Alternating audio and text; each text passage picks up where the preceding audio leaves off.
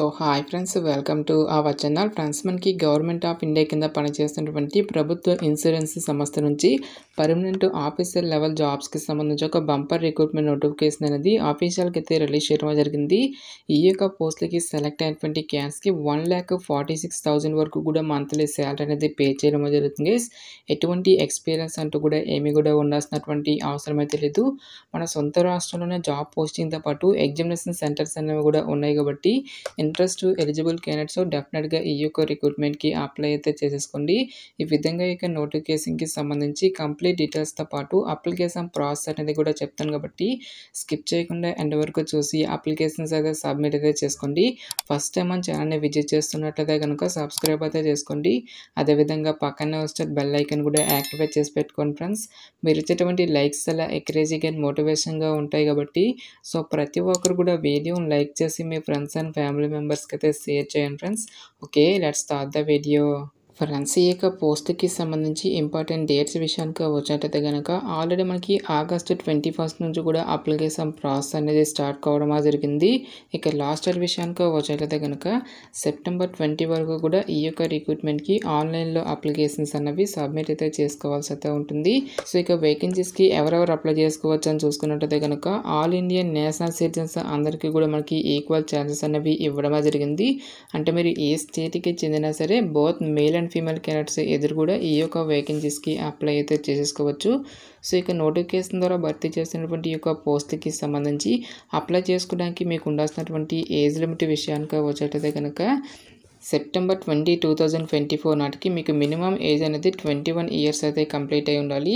General అభ్యర్థినట్లే కనుక 30 years వరకు కూడా అప్లై అయితే చేసేసుకోవచ్చు.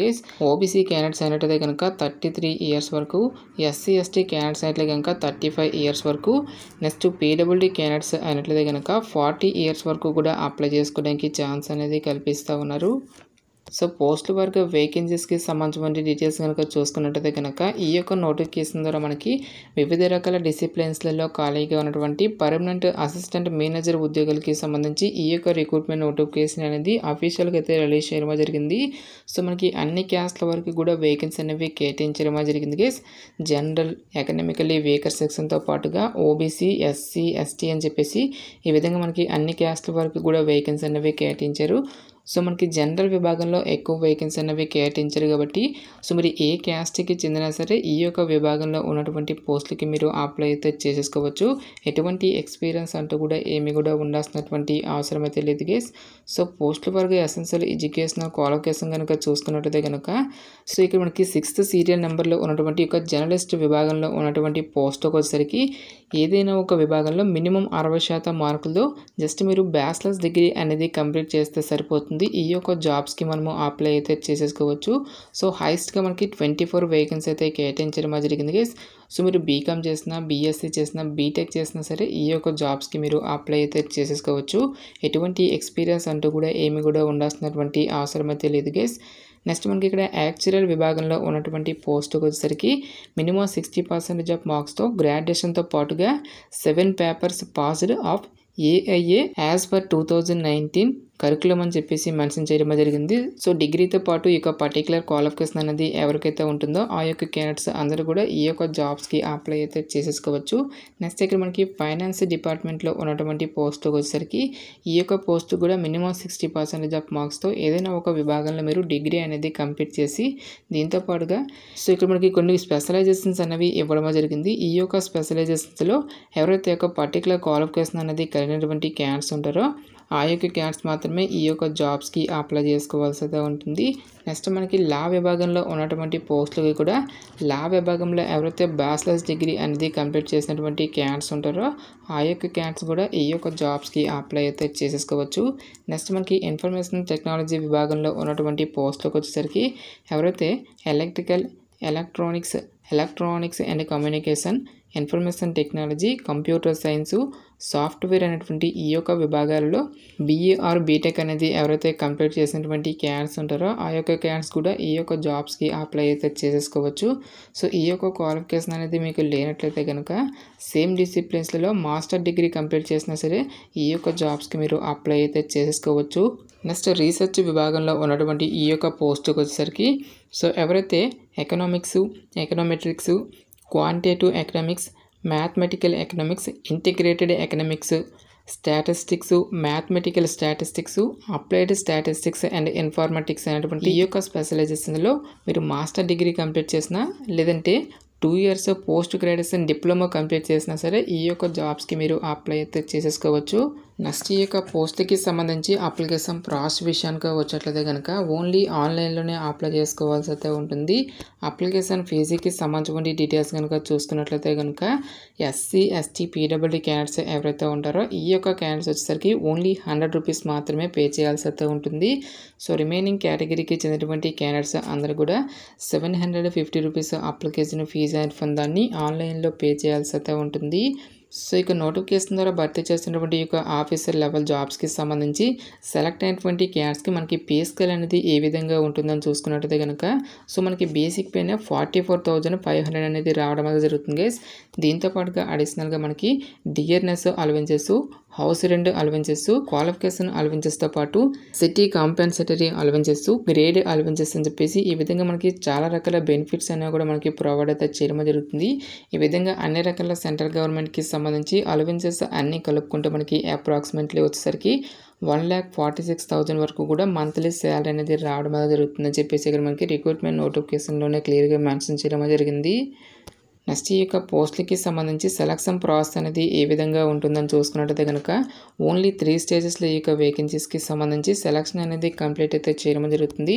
ఫేజ్ 1లో మనకి ప్రిలిమినరీ ఎగ్జామినేషన్ అనేది కండక్ట్ అయితే చేయడం జరుగుతుంది. సో ఇక ప్రిలిమినరీ ఎగ్జామినేషన్కి సంబంధించి డీటెయిల్ టాపిక్స్ అనేవి కూడా మనకి ఇక్కడ నోటిఫికేషన్లో క్లియర్గా ఇవ్వడం జరిగింది. టాపిక్స్ కనుక చూసుకున్నట్టయితే కనుక రీజనింగ్ నుంచి మనకి 40 క్వశ్చన్స్ అనేవి అడగడం జరుగుతుంది, 40 మార్క్స్. నెక్స్ట్ మనకి ఇంగ్లీష్ లాంగ్వేజ్ నుంచి 40 questions, general awareness, quantitative aptitude అనేటువంటి ఈ యొక్క టాపిక్స్ నుంచి టోటల్గా మనకి 160 మల్టిపుల్ చాయిస్ క్వశ్చన్స్ అనేవి అడగడం జరుగుతుంది. 160 మార్క్స్. టోటల్గా మనకి 90 మినిట్స్ పాటు కూడా ఈ యొక్క టెస్ట్ అనేది కండక్ట్ అయితే చేయడం జరుగుతుంది guys. Only English and Hindi లాంగ్వేజ్లో మాత్రమే మనకి ఈ యొక్క క్వశ్చన్స్ అనేవి రావడం జరుగుతుంది. ఈచ్ వన్ కరెక్ట్ ఆన్సర్కి మనకి 1 మార్క్ అనేది కేటాయిస్తారు గైస్. ప్రతి రాంగ్ ఆన్సర్కి కూడా మనకి 1/4 నెగిటివ్ మార్కింగ్ అనేది ఉంటుంది. అంటే మనకి 4 మిస్టేక్స్కి 1 మార్క్ అనేది డిడక్ట్ చేయడం జరుగుతుందని చెప్పేసి ఇక్కడ మనకి జాబ్ డీటెయిల్స్లోనే క్లియర్గా మెన్షన్ చేయడం జరిగింది. సో ఎవరైతే ఇక ఫేజ్ 1 ఎగ్జామినేషన్ని క్లియర్ చేసినటువంటి క్యాండిడేట్స్కి ఫర్దర్గా మనకి ఫేజ్ 2లో డిస్క్రిప్టివ్ విధానంలో మరొక ఎగ్జామినేషన్ అనేది కూడా కండక్ట్ అయితే చేయడం జరుగుతుంది. సో టాపిక్స్ కనుక చూసుకున్నట్లయితే కనుక సో ఇక డిస్క్రిప్టివ్ టెస్ట్ అనేది మనకి టోటల్గా 3 పేపర్స్గా అయితే డివైడ్ అయితే చేయడం జరిగింది గైస్. పేపర్ 1లో మనకి ఇంగ్లీష్ లాంగ్వేజ్ నుంచి, పేపర్ 2 అనేది మనకి economic and social issues, impacting insurance అని చెప్పేసి ఈ యొక్క టాపిక్స్ నుంచి, పార్ట్ 3 వచ్చేసరికి మనకి ఇన్సూరెన్స్ అండ్ మేనేజ్మెంట్ అనేటువంటి ఈ యొక్క రిలేటెడ్ టాపిక్స్ నుంచి 100 మార్క్స్కి ఈ యొక్క డిస్క్రిప్టివ్ టెస్ట్ అనేది కండక్ట్ అయితే చేయడం జరుగుతుంది.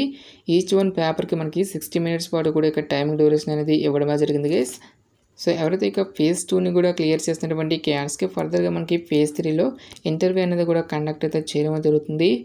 నెక్స్ట్ ఎగ్జామినేషన్ సెంటర్స్కి సంబంధించిన డీటెయిల్స్ కనుక చూసుకున్నట్లయితే కనుక ఫేజ్ 1 ఎగ్జామినేషన్ అనేది మనకి ఆంధ్రప్రదేశ్ అభ్యర్థులకు వచ్చేసరికి విజయవాడ, గుంటూరు అనేటువంటి ఈ యొక్క లొకేషన్స్లో మనకి ఎగ్జామినేషన్స్ అనేవి కండక్ట్ అయితే చేయడం జరుగుతుంది. నెక్స్ట్ తెలంగాణ అభ్యర్థులకు వచ్చేసరికి ఫేజ్ 1 అనేది మనకి ఓన్లీ హైదరాబాద్లో మాత్రమే ఎగ్జామినేషన్స్ అనేవి కండక్ట్ అయితే చేయడం జరుగుతుంది. నెక్స్ట్ మనకి ఫేజ్ 2 అనేది మాత్రం ఓన్లీ హైదరాబాద్ లొకేషన్లో మాత్రమే ఈ యొక్క ఫేజ్ 2 అనేటువంటి దాన్ని కండక్ట్ అయితే చేయడం జరుగుతుంది. ఇక పోస్ట్కి సెలెక్ట్ అయినటువంటి క్యాండిడేట్స్కి మనకి జాబ్ పోస్టింగ్ అనేది ఎక్కడ ఉంటుందని చూసుకున్నట్టయితే కనుక the posting of the selected candidates can be in any of the offices of IRDAI and they are liable to be transferred from one department or office to another during the period అని చెప్పేసి mention చేయడం జరిగింది. So ఇనిషియల్గా posting అనేది మనకి other స్టేట్స్లో వచ్చినప్పటికీ కూడా ఆల్ ఓవర్ ఇండియా వైజ్గా ఈ యొక్క సంస్థకి సంబంధించిన రీజనల్ ఆఫీసెస్కి ఫర్దర్గా మనము ట్రాన్స్ఫర్ కూడా చేసుకోవచ్చు అని చెప్పేసి ఇక్కడ మనకి జాబ్ డీటెయిల్స్లోనే క్లియర్గా మెన్షన్ చేయడం జరిగింది. కాబట్టి మీకు ఎలిజిబిలిటీ అనేది ఉంటే మాత్రం డెఫినెట్గా ఈ యొక్క రిక్రూట్మెంట్కి అప్లై అయితే చేసేసుకోండి. గాయస్ మనకి ఈ యొక్క నోటిఫికేషన్ అనేది మనకి గవర్నమెంట్ ఆఫ్ ఇండియా కింద పనిచేస్తున్నటువంటి insurance regulatory and development authority of India నుంచి ఆఫీషియల్గా రిలీజ్ అయినటువంటి యొక్క అసిస్టెంట్ మేనేజర్ పోస్ట్కి సంబంధించిన job notification details. Interest eligible candidates డెఫినెట్గా ఈ యొక్క ఆపర్చునిటీని అయితే యూటిలైజ్ అయితే చేసుకోండి. ఇక నోటిఫికేషన్కి సంబంధించిన లింక్స్ అన్నిటినీ కూడా వీడియో డిస్క్రిప్షన్లోను కామెంట్ సెక్షన్లో అయితే మెన్షన్ అయితే చేస్తాను గైస్. ఇంకా ఇక నోటిఫికేషన్కి సంబంధించి మీకు ఎటువంటి డౌట్స్ వచ్చినా సరే నాకు కామెంట్ సెక్షన్లో కామెంట్ అయితే చేయండి. ఎటువంటి ఇటువంటి మరిన్ని జాబ్ అప్డేట్స్ కోసం మన ఛానల్ని సబ్స్క్రైబ్ చేసుకుని బెల్ ఐకాన్ కూడా యాక్టివేట్ చేసి పెట్టుకోండి. సో ఇది ఫ్రెండ్స్ ఇవాల్టి వీడియో. రేపు మరొక మంచి జాబ్ అప్డేట్తో మళ్ళీ మీ ముందుకు రావడం జరుగుతుంది. Thanks for watching. Have a nice day.